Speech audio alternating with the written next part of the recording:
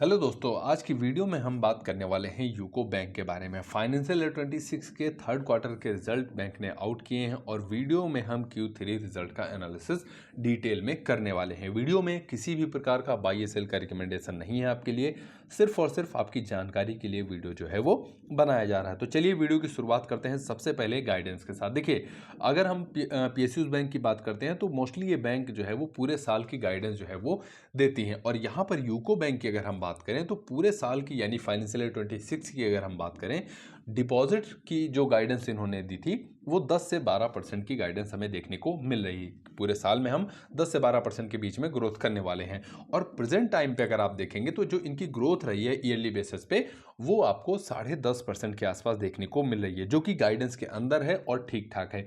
Lower band के करीब जरूर है, लेकिन फिर भी लोअर बैंड से नीचे हमें देखने को नहीं मिल रही है, तो ये ज़्यादा पॉजिटिव की बात है। फिर क्रेडिट ग्रोथ की अगर हम बात करते हैं तो यहाँ पर पूरे साल के दौरान बैंक ने बताया है कि 12 से 14% जो है वो हमारी क्रेडिट ग्रोथ यानी कि लोन बुक ग्रोथ जो है वो होने वाली है। और प्रेजेंट टाइम पे अगर आप देखेंगे तो 16.5% से ज़्यादा की ग्रोथ जो है इनके क्रेडिट्स में हमें देखने को मिल रही है ईयरली बेसिस पे। तो यहाँ पर भी बैंक ने अपर बैंड को भी क्रॉस कर दिया है, जो कि बैंक के लिए बहुत ही ज़्यादा पॉजिटिव बात हमें देखने को मिल रही है। फिर कासा यानी करंट अकाउंट और सेविंग अकाउंट की कितनी हिस्सेदारी है टोटल डिपॉजिट में, अगर हम इसके बारे में बात करें तो बैंक ने जो गाइडेंस दी है 37 से 38% के बीच में रहने का अनुमान था। लेकिन यहाँ पर भी नंबर जो है वो बैंक ने जो इन्होंने एस्टीमेट या फिर गाइडेंस दी थी उसको बीट किया है। 38.41% हमें देखने को मिला है, जो कि अगेन बैंक के लिए बहुत ज़्यादा पॉजिटिव देखने को मिल रहा है। क्रेडिट टू डिपॉजिट की अगर हम बात कर लेते हैं, 75 से 77% के बीच में देखने को मिल रहा था, इन्होंने पूरी गाइडेंस दी थी।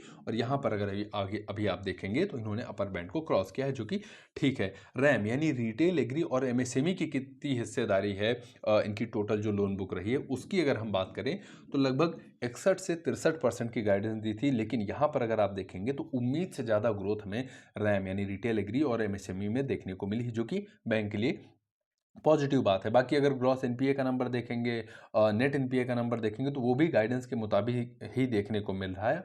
और इसके बारे में अभी हम आगे भी वीडियो में डिटेल में चर्चा करने वाले हैं। तो यहाँ पर जो गाइडेंस दी है उसके हिसाब से नंबर्स हमें ठीक ठाक देखने को मिल रहे हैं। अभी ऐसा कोई भी नंबर्स नहीं है जहाँ पर बैंक जो है वो पीछे हटती हुई देखने को मिले। बाकी अगर हम टोटल नंबर्स की बात करें तो जो इनका ग्लोबल बिजनेस है वो Q-on-Q बेस पे 3.22% इंक्रीज होता हुआ देखने को मिला है। बाकी अगर आप साल दर साल नंबर देख रहे हैं तो 13.5% के आसपास ग्लोबल बेस पे बिजनेस इनका इंप्रूव हुआ है।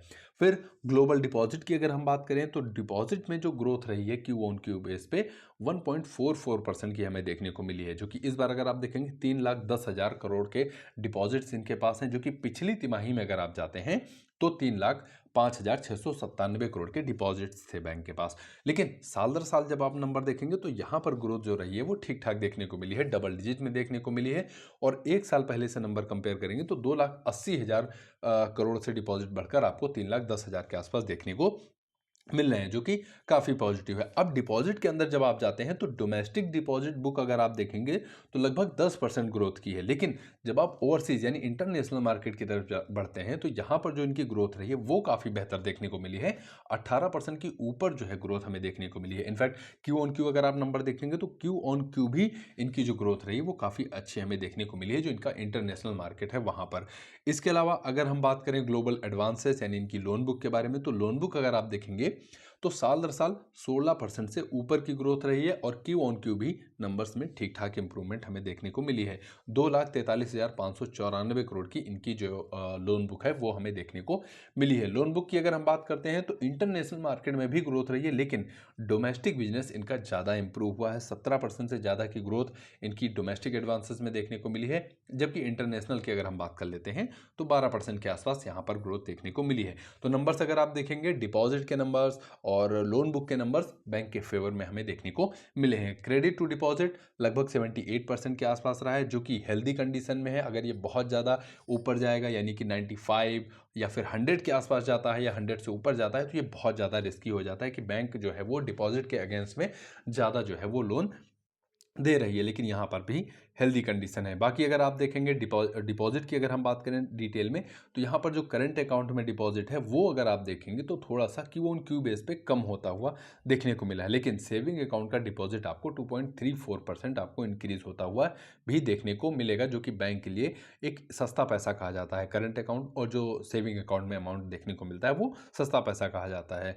इसके अलावा अगर नंबर्स में और आगे हम देखें तो यहाँ पर जो इनकी जो एडवांस लोन बुक रही है उसमें सबसे ज़्यादा हिस्सेदारी जो हमें देखने को मिलती है वो है रिटेल, एग्री और एमएसएमई की। इनकी जो टोटल लोन बुक है उसमें से अगर आप देखेंगे तो लगभग 65 से 66% के बीच की हिस्सेदारी रिटेल, एग्री और एमएसएमई की देखने को मिलती है। सबसे ज़्यादा यहीं पर लोन जो है वो बैंक ने दिए हैं, और यहाँ पर ग्रोथ अगर आप देखेंगे तो 8.77% की growth Q on Q base पे रिटेल में देखने को मिली है।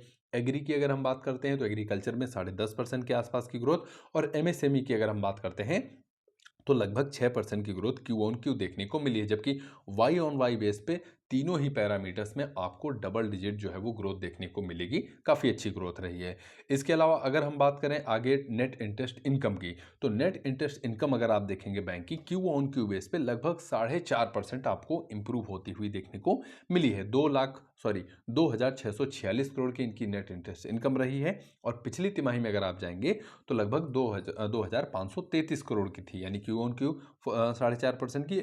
और वाई ऑन वाई अगर आप देखेंगे तो 11.27% की ग्रोथ हमें यहाँ पर देखने को मिली है। 9 मंथ के हिसाब से जब आप नंबर कंपेयर करेंगे तो 9 मंथ के हिसाब से भी आपको ग्रोथ जो है वो बेहतर देखने को मिलेगी। 9.38% की ग्रोथ यहाँ पर देखने को मिली है। बाकी प्रॉफिट की अगर हम बात कर लेते हैं तो बैंक का इस क्वार्टर में जो प्रॉफिट देखने को मिला है 739 करोड़ का प्रॉफिट हमें देखने को मिला है, जहाँ पर ग्रोथ अगर आप देखेंगे क्यू ऑन क्यू पे तो बहुत अच्छी ग्रोथ देखने को मिली है। लगभग 20% के आसपास इनका जो प्रॉफिट है वो आपको इंक्रीज होता हुआ देखने को मिला है। साल दर साल लगभग 15% की ग्रोथ रही है प्रॉफिट में, जो कि अगेन काफ़ी अच्छा नंबर्स हमें देखने को मिल रहा है। 9 मंथ के हिसाब से भी प्रॉफिट 9% के आसपास इंप्रूव हुआ है, जो कि दिखा रहा है कि बैंक के जो नंबर्स हैं वो काफ़ी स्ट्रांग हमें देखने को मिल रहे हैं। बाकी कुछ इंपॉर्टेंट रेशियो की अगर हम बात कर लेते हैं तो यहाँ पर अगर आप देखेंगे कॉस्ट टू इनकम रेशियो, जो कि एक साल पहले यानी दिसंबर 24 में लगभग 55% था, और इस बार अगर आप देखेंगे 52% के आसपास है, यानी कि कॉस्ट टू इनकम रेशियो कम हो रहा है। और कॉस्ट टू इनकम रेशियो जितना कम होता चला जाएगा वो बैंक के लिए उतना ही ज़्यादा पॉजिटिव हमें देखने को मिलेगा। इसके अलावा बुक वैल्यू की अगर हम बात कर लेते हैं तो लगभग 20 रुपये के आसपास इनकी बुक वैल्यू रही है। और आगे हम बात करेंगे एसेट क्वालिटी। कोई भी बैंक होती है उसकी एसेट क्वालिटी देखना बहुत ज़्यादा इंपॉर्टेंट होता है।